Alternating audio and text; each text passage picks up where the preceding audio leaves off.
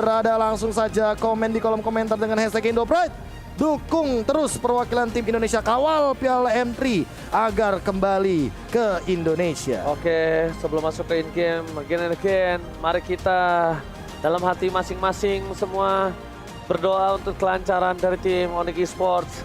Semoga ini adalah akhir dari Blacklist, bukan dari Onyx Esports. Bahkan para kameramen, camper semua juga berdoa di sini bersama dengan kru yang bertugas. So, buat kalian semua, mari kita kawal Indonesia menuju sampai ke Grand Final All Indonesia. Let's go to the line of down. Yes, langsung menuju ke line of down. Inilah dia dari kedua belah tim yang skornya satu sama. Reset juga untuk sekarang mengingat dari Hylos yang dimainkan di game yang pertama. Babang Boots, apakah akan kembali menjadi salah satu ujung tombak? Karena kita tahu Hylos itu ujung tanduknya sangat mengerikan dan Sans sedikit terpeleset di depan dengan puncture-nya yang bisa dibilang kali ini sudah terlambat untuk mendapatkan dari Little Wanderer. Sudah terlambat hari ini.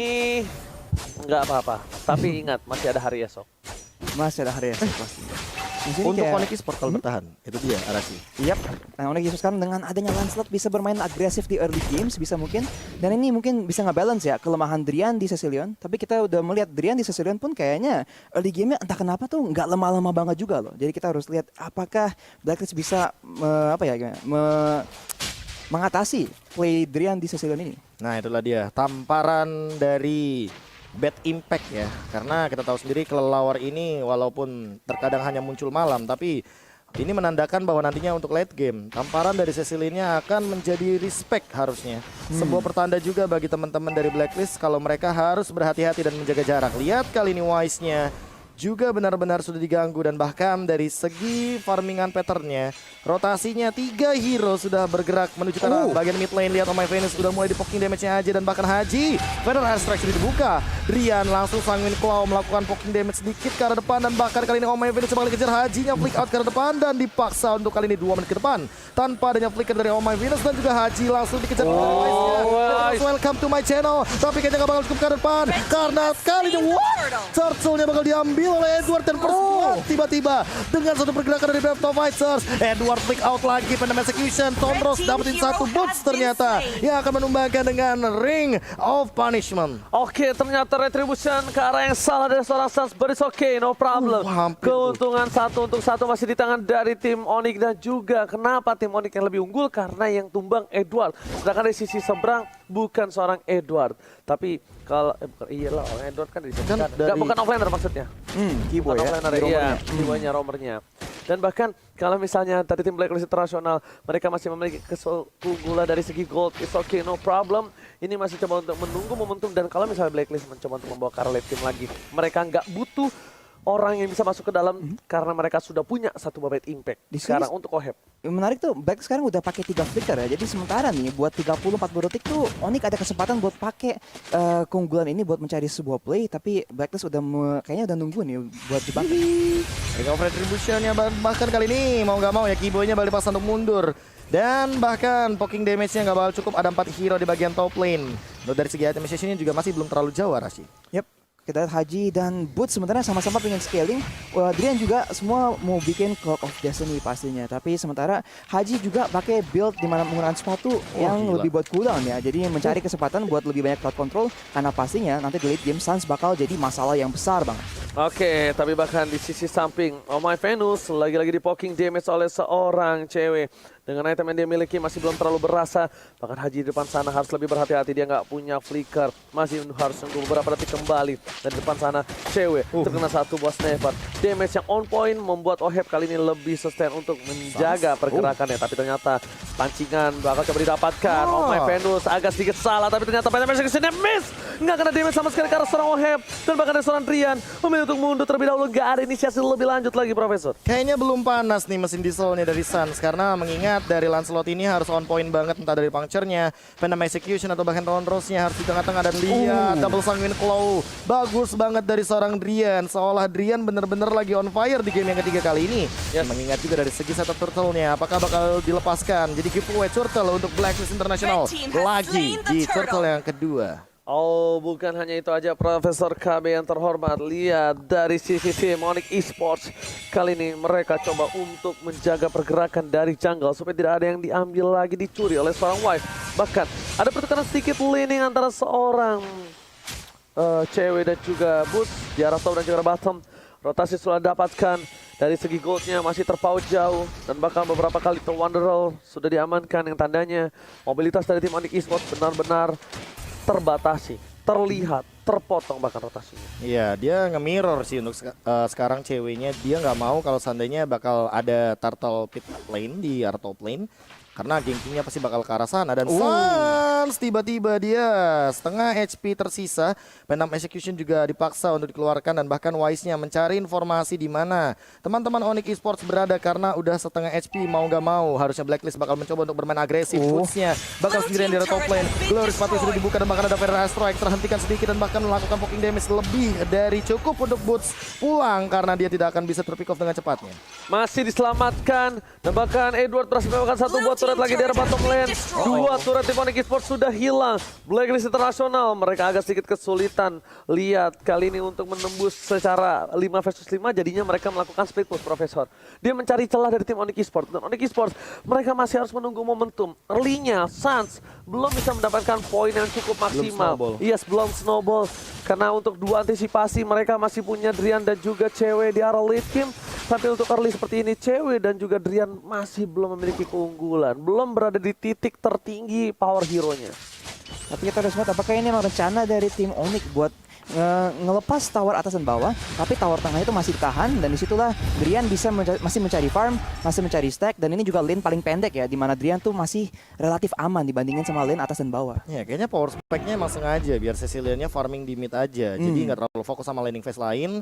Laning phase lainnya gimana caranya biar main jauh aja, terlebih untuk di bottom lane. Tapi kali ini Keyboy udah mendapatkan informasi total ketiga, sudah mulai dicolek-colek saja. Menit ke-7 saat lagi, dan bahkan kayaknya akan diamankan oleh Wise sebelum menit yang ke-7. Pas banget 6:59, dan kali ini langsung bergerak ke bagian sisi lainnya. Federal Strike dibuka, Drian dipaksa untuk mundur, langsung ada Glory Pathway, dan kali ini lihat masih ada satu bad impact dan bahkan dipaksa untuk dibersihkan dengan cepatnya. Oheb juga tidak bisa berbuat banyak, dan kali ini dipaksa untuk mundur, recall terlebih dahulu oleh teman-teman Onyx Esports. Oheb masih cari celah loh dia untuk turret. Dia nggak peduli apapun yang terjadi di depan sana. Dia tidak mengganti senjata dengan cukup banyak, tapi hanya dua senjata yang cukup efektif sampai saat ini. Seorang Oheb lagi menjadi sebuah titik yang berbahaya. Tapi lihat, ada cewek terlihat. Edward Breakfighter dikeluarkan, cewek akan menjadi pilihan. Lihat menuju ke arah belakang sana, cewek masih ada seorang Wise dan bahkan langsung hilang begitu saja. Tidak menggunakan flickernya karena menahankan. Dia tahu apapun yang terjadi akan bisa ditumbangkan. Dan untungnya dia tahan banget flickernya supaya fight yang akan datang di arah Turtle mungkin baru akan dipaksakan kali ini Profesor. Aku penasaran dengan yang tadi sih, kayak Keyboy-nya masih jauh tapi belum ada informasi yang didapatkan juga, dan bahkan memaksakan untuk melakukan pergerakan hit last hit lebih tepatnya ke arah minion. Itu benar-benar beresiko banget. Tapi kali ini lihat Edward dan Wise-nya nge-zoning out, bener-bener nge-zoning out. Tapi Boots juga melakukan hal yang sama. Langsung ada Sangin Cloud juga mencoba untuk memaksa mendapatkan satu dari Wise-nya, tapi kayaknya masih cukup tentunya dengan Retribution. Terakhir Sans masih mendapatkan dari segi minionnya, masih dipaksa sama Oheb juga, bakal coba untuk di backdoor, dan last hit dengan Renard dapetin turret di bagian mid lane. Gila, benar-benar dipaksakan keadaannya. Wise sekalipun harus menggunakan satu buat Thunderbelt kali ini untuk benar menyelamatkan dirinya dari gempuran Onyx Esports. Di menit yang ke-8 Onyx Esports masih belum memiliki damage yang spike, belum memiliki power maksimal. Ini kita lihat bahkan dari tim Blacklist Internasional satu pun tidak ada turret yang dipecahkan. Objektif gaming dari tim Onyx tertinggal kali ini. Arashi. Iya, padahal tadi kita lihat Boots sudah sebisa mungkin mencoba buat berhentiin Oheb ya, biarpun Oheb tuh tanda kutip mau nge-backdoor towernya. Boots sudah coba nge-zone, tapi emang Blacklist sekarang tahu mereka tuh mungkin bakal kesusahan mengurus Drian di late game dengan Cecilion. Jadi mereka mau sebisa mungkin ambil semua turret sebisa mungkin biar mereka bisa ada kontrol, dan mungkin pakai itu di late game ntar buat kayak nyiapin jebakan. Dan sini Boots akan ketahuan oleh Oh My Venus. Udah mulai kelihatan, dan bahkan kali ini ada Drian-nya juga coba udah dipaksa langsung keluar oleh baptismnya, dan bahkan Wise-nya bakal dijemput jadi di danau Tapi kali ini Ohebnya sempat-sempatnya untuk menumbangkan ke arah Keyboy. Harus hilang dari Rafaelanya. Dan bahkan di menit yang ke-9 baru ada 4 poin kill Lordnya udah mulai terbuka. Dan lihat teman-teman dari Blacklist Internasional, seolah mereka nggak mau kehilangan tempo. Mereka langsung memaksa untuk menumbangkan Lord yang pertama kali ini. Hylos pengen mengejar ke arah Lord tapi kayaknya nggak mampu. Nanti reuniannya kayaknya bakal di bagian inner turret. Yes, Renan sama bapaknya tapi nanti ya. Tapi kali ini lihat dari Blacklist Internasional di bottom lane. Dia mencoba untuk mendorong bad impact dari Drian yang mencoba untuk menyelamatkannya. Tapi kali ini sepertinya belum mampu. Nampaknya permainan dari Blacklist Internasional mereka udah nggak mulai peduli tentang point kill. Mereka peduli tentang Oheb, gimana caranya bisa dapetin objektif yang semaksimal mungkin dengan kekuatan seminim mungkin. Dan bahkan Oheb membuktikan dengan Rennernya sesuatu yang dipaksakan itu bisa kok. Tenang aja Ranger Mas ya. Jadi untuk sekarang juga melihat pergerakan dari Wise-nya masih coba untuk menghentikan dan bahkan lihat Suns-nya hilang 3 pixel HP kali ini dengan satu Rennernya dari seorang Oheb. Lihat bagaimana My Venus juga menahan semua dealing damage dan gempuran yang diberikan oleh teman-teman Blacklist Internasional. Federal Airstrike sudah dikeluarkan dan bahkan lihat ceweknya mengincar ke arah belakang. Langsung di cancel begitu saja. Dan kali ini Sanguine Claw-nya mengincar ke arah Oheb. Ohebnya masih bisa menggunakan Ibis Passion mencoba untuk mengusir ke depan. Lihat Suns-nya belum ada ting-ting-ting karena terlalu beresiko di arah depan sana ketika dia memaksa untuk menggunakan puncture-nya. Lagi dan lagi Oheb memaksakan hal yang memang seharusnya dipaksakan. Lihat, sekali lagi dipaksakan terus, tidak ada sedikit pun sama sekali ketakutan di tangan dari seorang Oheb untuk melihat. Wah, gila. Gua gak peduli. Tapi dia tetap menuju ke arah turretnya. Ini cukup berbahaya. Masih ada Fed Escape, masih coba di zoning out. Boots di depan sana memberikan semua damage yang diberikan. Tapi Sans hanya bisa melakukan clear minion. Very di depan sana dapatkan Boots tertangkap. Belum ada follow up damage.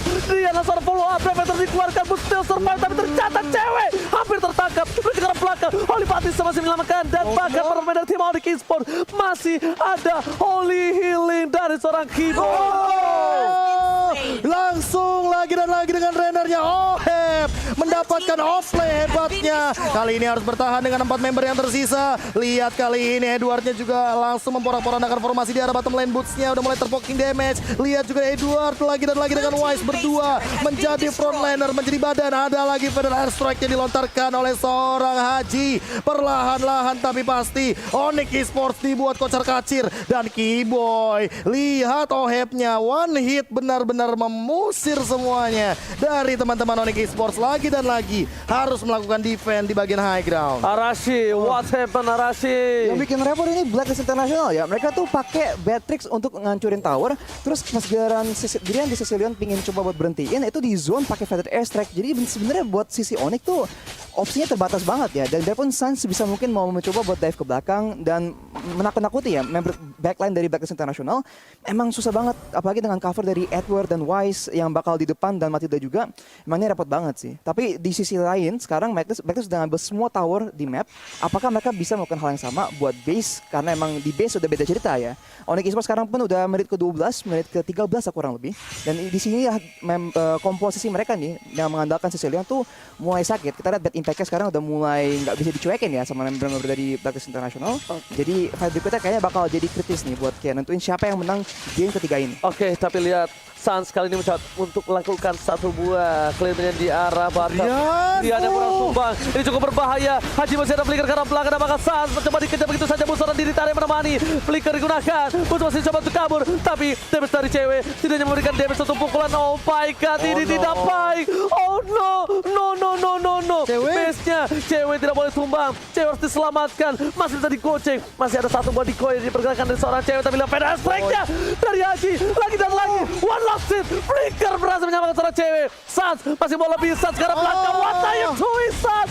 Oh my god. Onyx Esports harus tumbang. Onyx Esports dikalahkan oleh Blacklist Internasional dan Blacklist bertahan di lower bracket. Oh my god, nice try untuk Onyx Esports kali ini.